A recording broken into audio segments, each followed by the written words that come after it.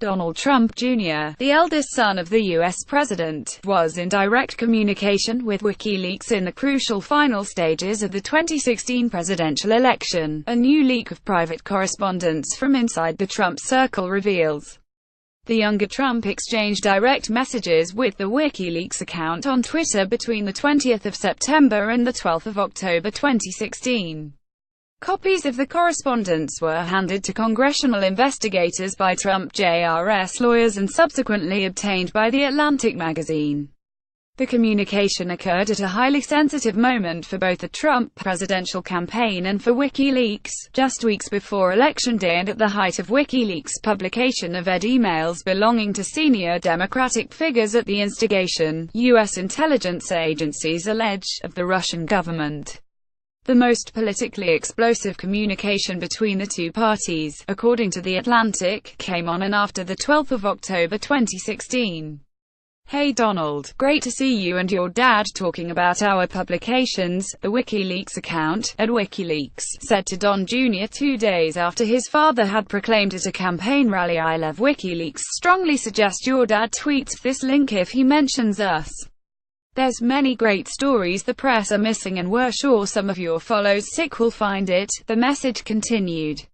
The message went on to offer a link to WLSearch.tk, a search tool that facilitates the exploration of the database of leaked emails from John Podesta, Hillary Clinton's 2016 campaign chairman, that WikiLeaks had by then begun to publish. Julia Ioffe, author of the Atlantic article, writes that Trump Jr. did not reply to the WikiLeaks message.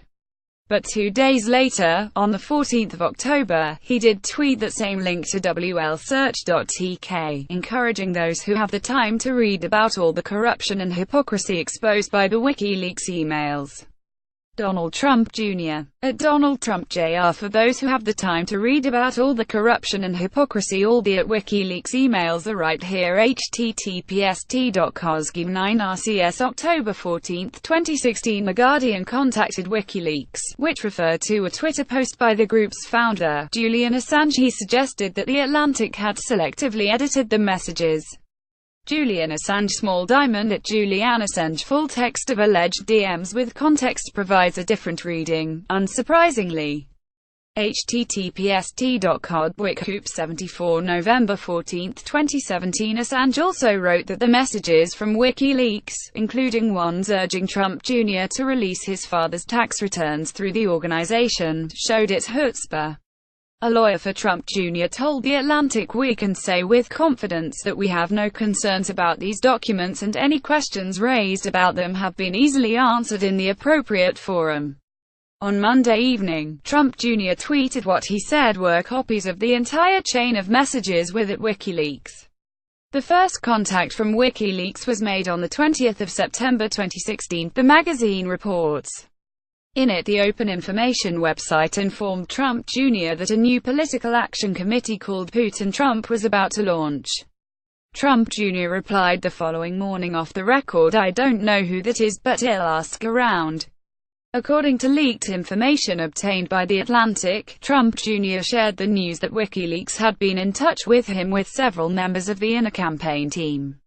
Among those he allegedly told were Steve Bannon, then chief executive of the Trump presidential campaign, as well as the candidate's son-in-law Jared Kushner.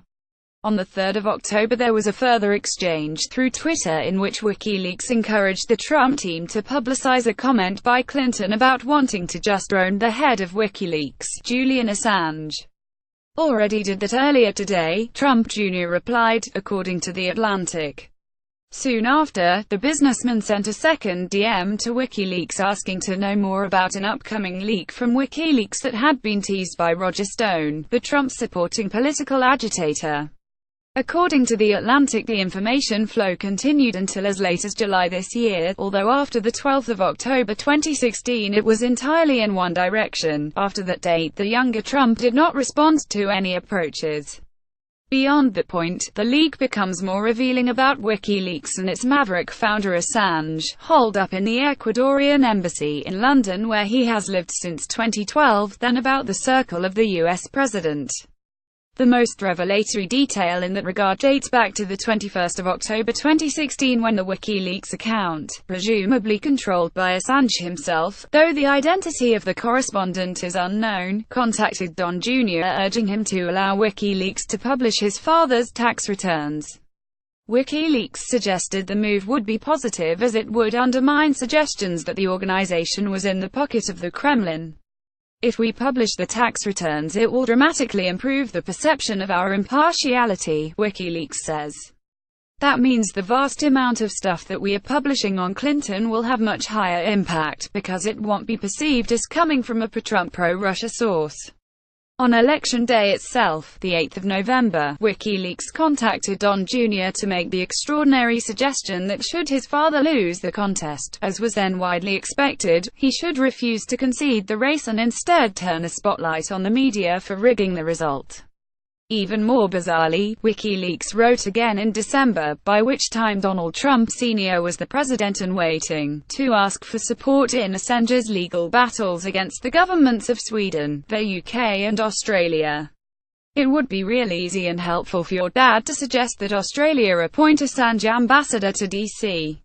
The Twitter message added they won't do it, but it will send the right signals to Australia, UK, Sweden to start following the law and stop bending it to ingratiate themselves with the Clintons. The younger Donald Trump did not reply. This is not the first controversy involving Trump Jr. and links to Russia.